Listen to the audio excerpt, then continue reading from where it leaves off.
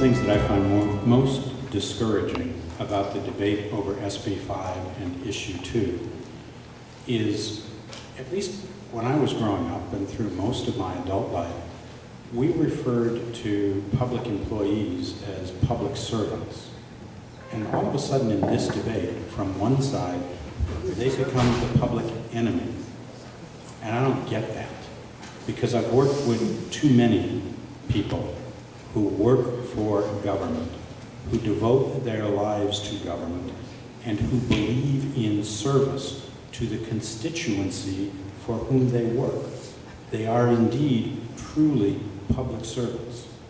So I start the debate on issue 2 from that perspective, and I'm disappointed very much when I see us making the people who serve us, whether they're on our garbage trucks or our fire trucks, and we're now calling them the problem.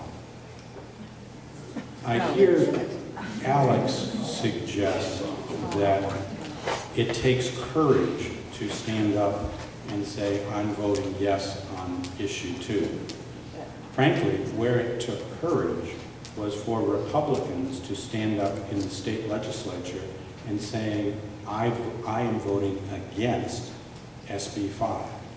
Because for those Republicans who did it, they knew that it was going to cost them dearly.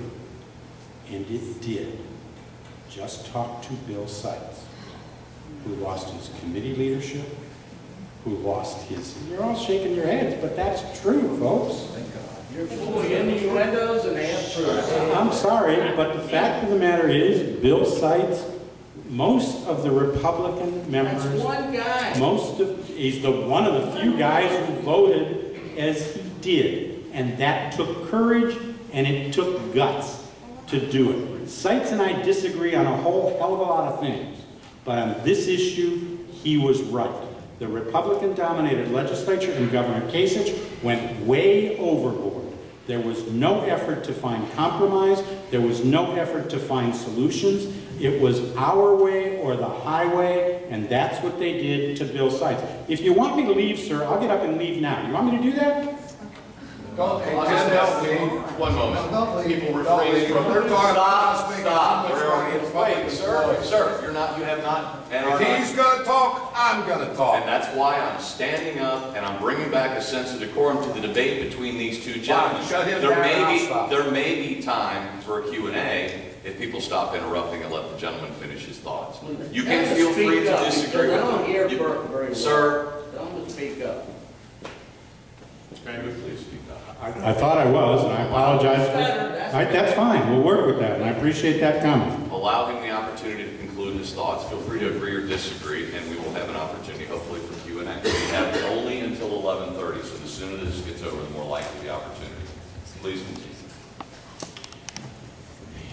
And if you want to talk about false advertising, I'm sure you've all seen the controversy over the Granny ads. Now, you can debate whether or not she's right in the position that she took in her initial ad.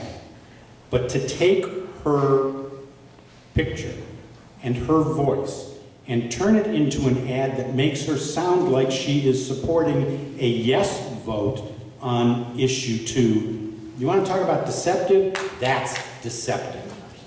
And let me finish with this thought. What I believe issue 2 is all about is collective bargaining and the right of employees to sit down with their employers and negotiate a contract. And that means a contract that deals not just with salary, but with benefits.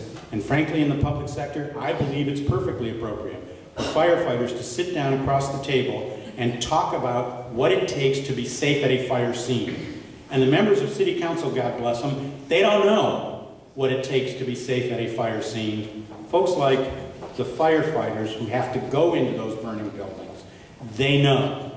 They've got a far better idea of what it takes than the members of City Council, and that's why it's critical that they not become criminals when they sit down at the bargaining table and violate the law by talking about manning levels. That is an appropriate topic for collective bargaining. Thank you. 1 minute, Alex. Thank you. Obviously, this is a heated topic, and as I indicated, we could go on for a while. Most of what you heard was about Senator Seitz and the quality of the ads. My point is to bring the temperature down. I love police and firefighters. I'll say it again, I'm a proud product of a union household, folks. How are we ever going to reform Medicare, Medicaid, Social Security, rein in defense spending, and stop borrowing 41 cents of every federal dollar spent if we can't look in the mirror and say, it's time to make a serious change? We're not making the change on the backs of garbage truck drivers or policemen or firefighters. You know, Indiana has very similar provisions in the law, okay, very similar provisions that restricts and changes some of these rules so your local governments can rein in the cost of government. If Senate Bill 5 had been enacted 2 years ago, your county government would have saved over $1.5 million. They've been able to do other things in government. There's automatic raises built into a lot of these contracts. It just gives your local government flexibility. And I can tell you that the good friends of ours who are Democrats on the Cincinnati Council, I'm sure, will continue to give lucrative deals to the unions. But we should have the flexibility to do that at the local level. That's what Senate Bill 5 is all about. Just this thought about collective bargaining from a group that is not known as the most liberal group out there, and that's the Catholic bishops. In their statement on social responsibility, one of the things that they talk about very specifically is the right of employees to organize and collectively bargain. And that's what is being defended by those of us who are arguing for a no vote on issue 2. I don't see a topic here on theocracy, so we're going to move on to topic 4. How will the Healthcare Freedom Amendment impact balance in Ohio? I believe Tim lead this one off. Is that correct? Tim, 4 minutes. Not surprising, I'm going to vote no. I already have voted no on issue 3. First of all, I think it is terribly misleading, and Alex is right. Even the Cincinnati Enquirer and most newspapers pointed it out. In some people's views, issue 3 is simply a symbolic vote. And some would believe that it's a way to send a message to President Obama that they disagree with his position.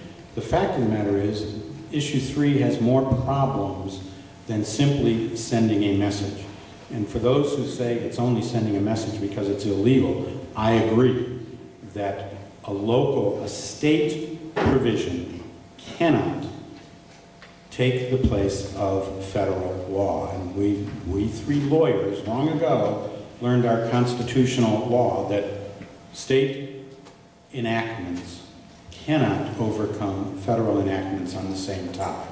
So you've got that issue to deal with to begin with. But the way issue 3 is written, it has significant potential, as has been pointed out by some and acknowledged by some of the drafters of it, to impact very dramatically on current state legislation that regulates insurance, that regulates health care and health providers. The provision is worded in a very broad way and calls into question even the ability to make changes in things like the workers' compensation system, the ability to make changes in how we regulate doctors and nurses in the state of Ohio. Because right now we've got provisions that say every state administrative regulation has to be reviewed every 5 years, while the way issue 3 is written may say anything that exists right now remains. Any changes would be subject to the language contained in issue 3. And that means the ability to change and modernize things like the workers' compensation program, or to adopt new regulations that may become necessary, may be jeopardized by issue 3. Now, I think that's bad for protecting the health of the people of the state of Ohio. And the argument that, well, gee, the Obama legislation requires us to have insurance. Folks, this wouldn't be the first time we've been required by law to have insurance. How many of you drove here today? You're required by Ohio law to have automobile insurance. You're an employer. If you're doing a good job, you're required to have to be paying workers' compensation insurance. You're also required to be paying unemployment compensation insurance. So let's not say that it's a brand new requirement that we have to have insurance, because we do in many other ways already. Thank you.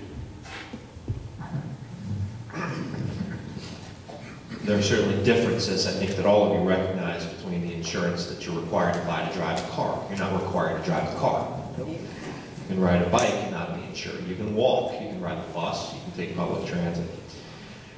It's certainly a difference. This is another issue that's driven passions certainly on the conservative Republican side, as it should.